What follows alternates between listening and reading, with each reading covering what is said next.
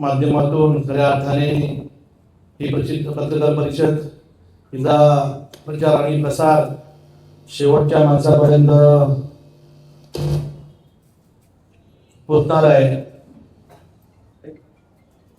ते माझे सर्व पत्रकार मित्र आणि मैत्रिणी, आपल्या सर्वांना माहिती आहे या पत्रकार परिषदेचा मुख्य विषय काय।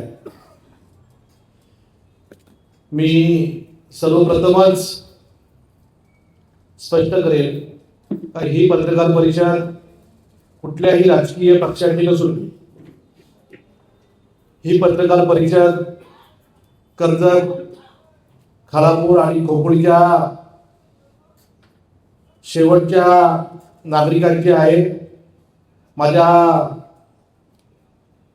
तरुण मित्र मैत्रिणींचे आहे, जे तरुण बेरोजगार आहेत त्या बेरोजगारांची आहे। आणि यासाठी खऱ्या अर्थाने ही आजची कर्जत, खालापूर आणि खोपोलीची सर्वसामान्यांची पत्रकार परिषद आज फक्त राष्ट्रवादी कार्यालयामध्ये होते। मी सर्व प्रमुख मान्यवरांचं आणि माझ्या पत्रकार मित्रांचं मनापासून स्वागत करतो। आपल्या सर्वांना माहिती आहे अनेक वर्ष आपल्या खालापूर तालुक्यामध्ये असेल, खोपोलीमध्ये असेल, MIDCच्या माध्यमातून अनेक कंपनी आणि कारखाने आपल्या मतदारसंघामध्ये आहेत, परंतु जमिनी आपल्या आणि रोजगार मात्र परप्रांतीयांना मिळतोय। आपल्या कर्जत, खालापूर आणि खोपोलीमधल्या अनेक तरुणांना रोजगारापासून वंचित राहावं लागते।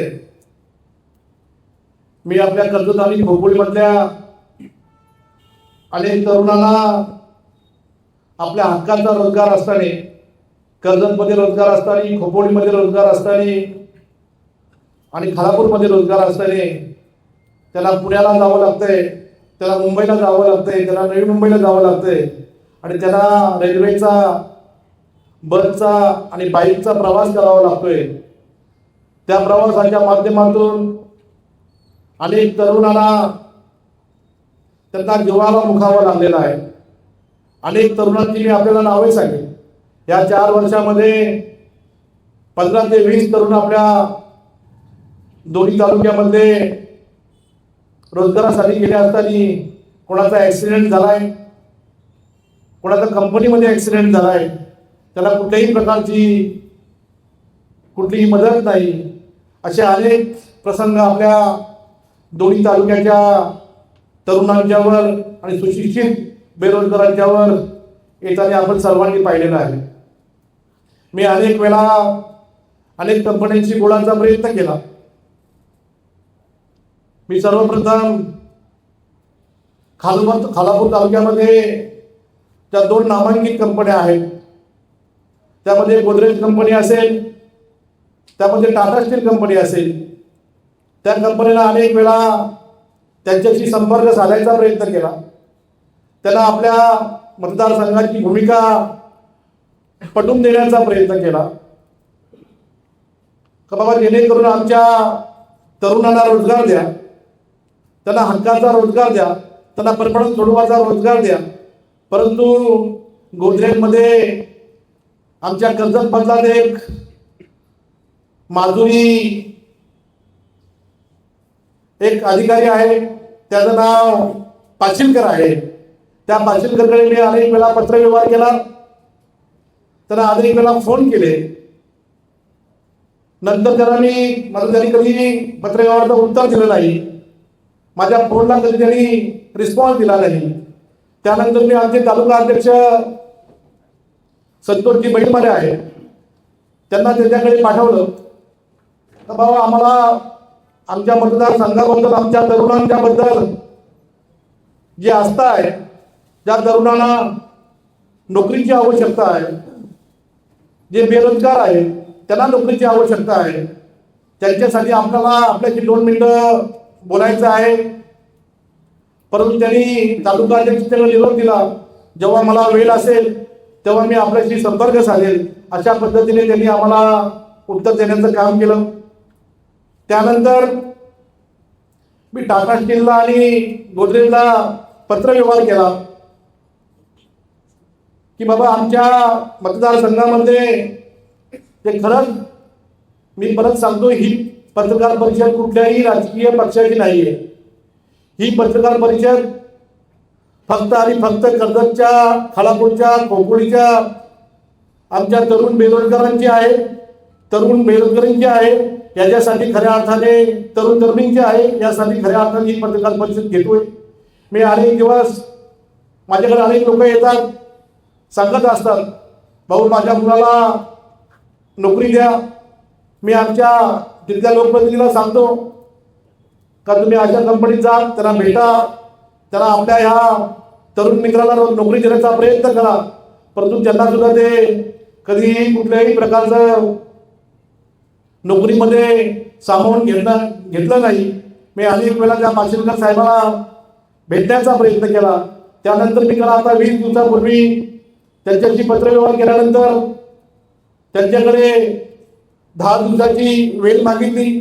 त्याला मी शासनाचा शासन निर्णय सुद्धा त्याच्यासोबत पाठवला की बाबा आम्हाला वेळ द्या.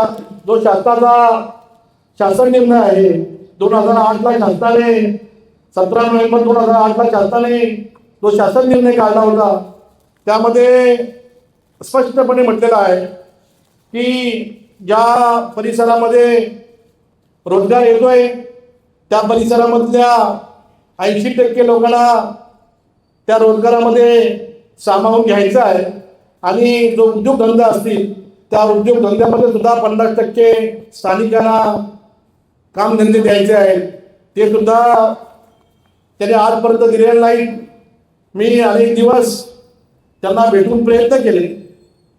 त्यांनी मला सांगितलं की नाही, आमची यंत्रणा आमच्याकडे मोठी आहे. त्याने अनेक वेळा आपण पाहिलं असेल, मी कुठल्या पक्षाबद्दल बोलणार नाही, परंतु मागच्या काळामध्ये खऱ्या अर्थाने जी काम करणारी मंडळी होती, त्यांनी जेव्हा काही आवाज उठवण्याचा प्रयत्न केला त्या पोलिसांचा आधार घ्यायचा आणि त्या लोकांना जेलमध्ये टाकायचं. भले ते शिंदे शिवसेनेचे असतील, परंतु ते स्थानिक होते आणि ते खऱ्या अर्थाने रोजगार करत होते. परंतु ते कुठल्या पक्षाची ही पत्रकार परिषद असल्यामुळे मी तुम्हाला सांगतोय, त्यांना सुद्धा त्यांनी जेलमध्ये टाकलं, त्यांचं नाक दाबण्याचा प्रयत्न केला. अशा अनेक गोष्टी तो पाचिलकर साहेब करतोय. आपण हे सर्वांनी बघितलं असेल. मधल्या काळामध्ये तिथे अनेक गोष्टी घडलेल्या आपण बघितल्या. तहसीलदाराने त्या गोदरेज कंपनीच्या बाबतीमध्ये काही उत्खनन केलं होतं म्हणून 27 कोटीची नोटीस काढली. ती 27 कोटीची नोटीस काही दंड न भरता तिथेच कशा पद्धतीने दाबली, याचा सुद्धा आपल्याला खुलासा करायला लागणार आहे. त्या पद्धतीने त्यांच्या एंट्रीचे मेन गेट आहेत, ते मेन गेट सुद्धा आपल्या तांबाडी ग्रामपंचायतीच्या बोरचंदीची जागा त्यांनी ताब्यामध्ये घेतले. हे सुद्धा आपल्या सर्वांना माहिती आहे. ते कोणाच्या कृपा आशीर्वादाने घेतले हे सुद्धा आपल्याला शोधावं लागणार आहे. त्यानंतर MSRDCच्या त्या गावाला MSRDCचा झोन आहे आणि MSRDCच्या झोनमध्ये जो 18 मीटरचा जो रस्ता आहे, तो 18 मीटरचा रस्ता सुद्धा ते कंपनीमध्ये आतमध्ये घेतला आहे.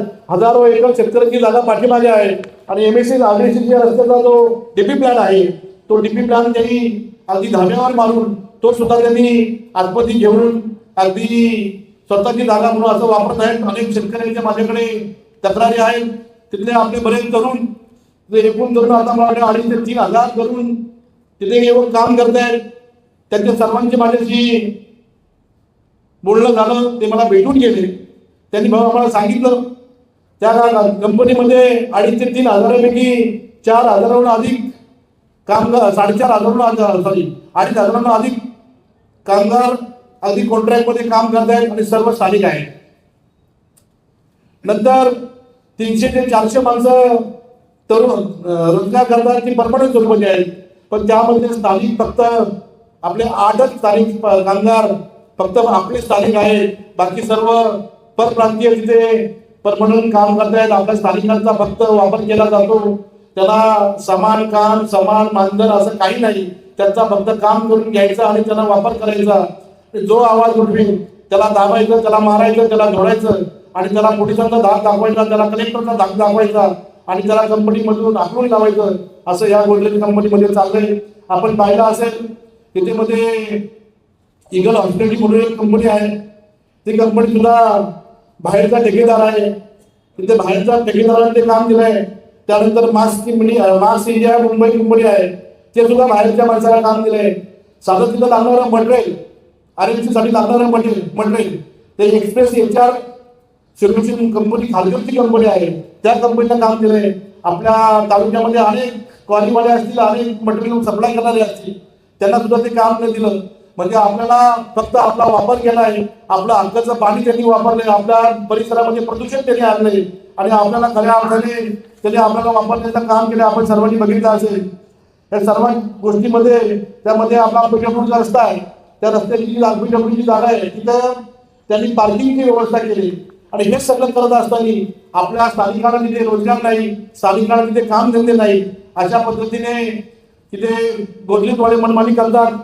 आपल्याला अनेक गोष्टी सांगायच्या आहेत, पण आजच मी ते उल्लेख करणारे आपले जेव्हा आंदोलन असेल ते आंदोलन अगदी आपल्याला मोठ्या प्रमाणात तिथे करायचे. त्याच पद्धतीने टाटा स्टील कंपनी सुद्धा आहे. टाटा स्टील मध्ये परिस्थिती तीच आहे. तिथे सुद्धा मला वाटते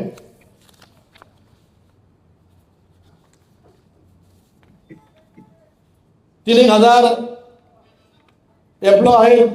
संतोष भाऊजी बोलल्यानंतर मला समजलं त्यातले हजार एम्प्लॉय परमनंट आहेत. त्यामध्ये 200 फक्त आपले स्थानिक परमनंट आहेत, बाकी सगळे बाहेरचे आहेत. अशा पद्धतीने टाटावाल्यांनी सुद्धा ती परिस्थिती केली. त्या टाटा कंपनीमध्ये सुद्धा 3.5 एकर जागा आपली पुढच्या त्यांची आतमध्ये घेऊन त्यांनी तिची मालकी तयार केली. त्यांना सुद्धा अशाच पद्धतीने धंदाटी करण्याचं काम करतायत. टाटा कंपनीच्या ठेकेदाराची नावं जर तुम्ही ऐकली तर तुम्हाला सुद्धा शॉक बसेल. लक्ष्मी एंटरप्राइजेस म्हणून आहे, त्यांच्याकडे 51 कॉन्ट्रॅक्टची मुलं आहेत. त्यांचं मालकाचं नाव आहे लक्ष्मीकांत तिवारी, तो आहे बिहारचा. त्यानंतर अभिषेक झा म्हणून एक कॉन्ट्रॅक्टर आहे, त्याच्याकडे 280 मुलं आहेत, तो आहे UPचा. चंद्रेश्वर यादव एंटरप्राइजेस यांच्याकडे 22 तरुण काम करतायत, तो आहे बिहारचा.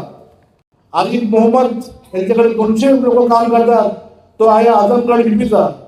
श्रीकृष्ण एंटरप्राइजेस यांच्याकडे 220 कामगार आहेत, तो आहे बिहारचा.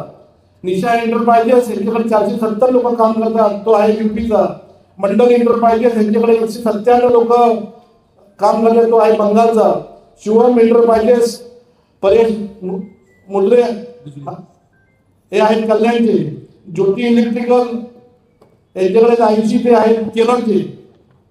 Eagle hospitality services private limited यांच्याकडे 250 लोक आहेत. हे आमचे मोठे नेते आहेत. त्यानंतर राम सागर झा हा 147 यांच्याकडे मुलं आहेत, ते आहेत UPचे. क्लासिक प्रायव्हेट लिमिटेड यांच्याकडे 108 मुलं आहेत, हा पंजाबचे आहे. साईनाथ एंटरप्राइजेस एक अभिषेक दर्शक लोकल आहे, मला वाटलं आहे. शिवबागा एंटरप्राइजेस 170 मुलं आहेत, हा मध्य प्रदेशचा आहे. म्हणजे एकही स्थानिकाला आपल्या रोजगार नाही. आणि ही 4,000हून अधिक मुलं आपली तिथे कॉन्ट्रॅक्टमध्ये काम करतायत. अशा पद्धतीने आपल्या कर्जत खालापूरमध्ये जो आपल्या तरुणांच्यावर अन्याय होतोय, हा अन्याय आपण किती दिवस सहन करायचा.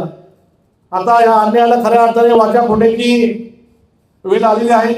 आणि मी तर माझ्या पक्षातील सर्व मंडळीला सांगितलं, ते तर माझ्याबरोबर आहेतच, पण मी सर्व पक्षाला, सर्व राजकीय पक्षांना आणि सर्व तरुण तरुणींना अगदी मनापासून हात जोडून विनंती करतोय, ही वेळ आपल्याला दडून चालणार नाही, तर ही वेळ आपल्याला आवाज उठवण्याची आहे. मला पहिली मागणी माझी असेल का दोन्ही कंपन्यांच्या मध्ये जे दोन्ही कॉन्ट्रॅक्ट बेसिसवर काम करतायत, त्या जरा दोन्ही कंपनीमध्ये टाटा असो गोदरेज असो यांना परमनंट करावं. ते कोणाचे कॉन्ट्रॅक्ट आहे UPला जाऊ द्या, मंगळाचा जाऊ द्या, पण ह्याला सर्वांना परमनंट करणं गरजेचं आहे.